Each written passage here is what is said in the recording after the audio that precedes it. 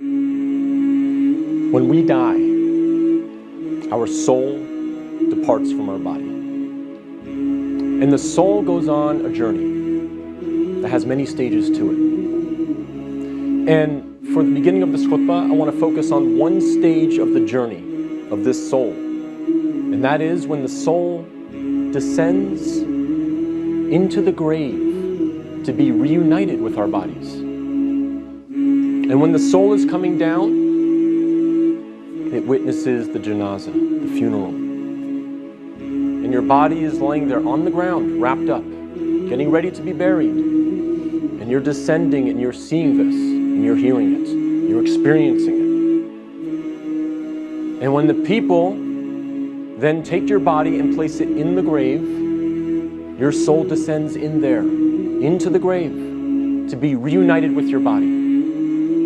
And then your loved ones, your friends who were there at your janazah, they will start shoveling dirt, start picking up dirt with their hands and placing it in the grave, throwing it on top of you, and you will feel it fall on top of you. And they will do this until you are completely covered up. And you will be there in the grave, covered up, and you will have consciousness. You will be alive. Not physically, obviously, but your soul will experience this. And then after your family makes some du'as, and they say some nice, kind words about you, they'll walk away, they'll leave. And you will hear their footsteps, as the Prophet, peace and blessings be upon him, said, that you will hear their footsteps as they walk away. And you will be there alone, in the grave, by yourself.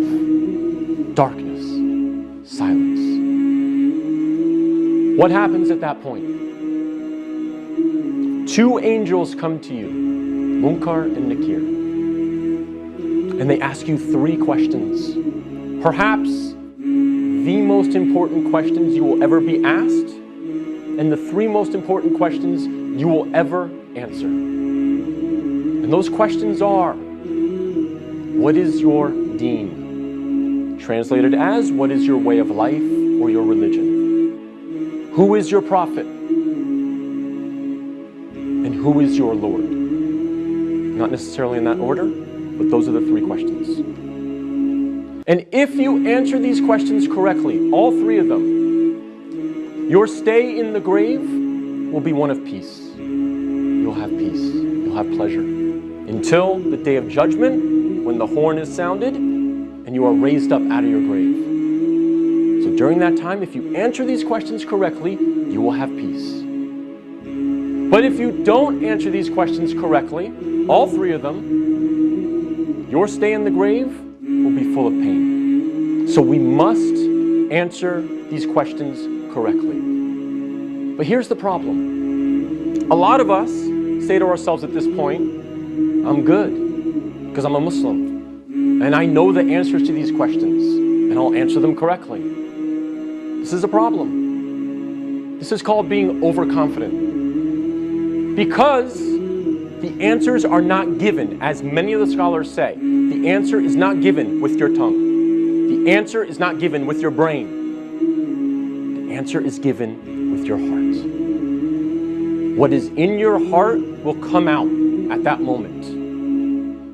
If you lived your life not praying, not striving to implement Islam, not striving to understand the Quran to the best of your ability, if you spent your life not really striving to be a Muslim, a true Muslim, trying to practice, then Islam really was not in your heart. So we have to make sure that we're striving, again, to the best of our ability. I'm not asking for perfection. I'm not asking for scholars. I'm not asking for you to be of the best character like the Prophet, peace be upon him, but we must strive for it. So that on that day, when these angels come to us and they ask us these questions, what is in our heart will naturally come forward. The answers, the correct answers will come forth. And not the answers of, I was striving for something other than the pleasure of Allah. So we have to make sure that Islam is in our hearts, not just on our lips, not just in our mind.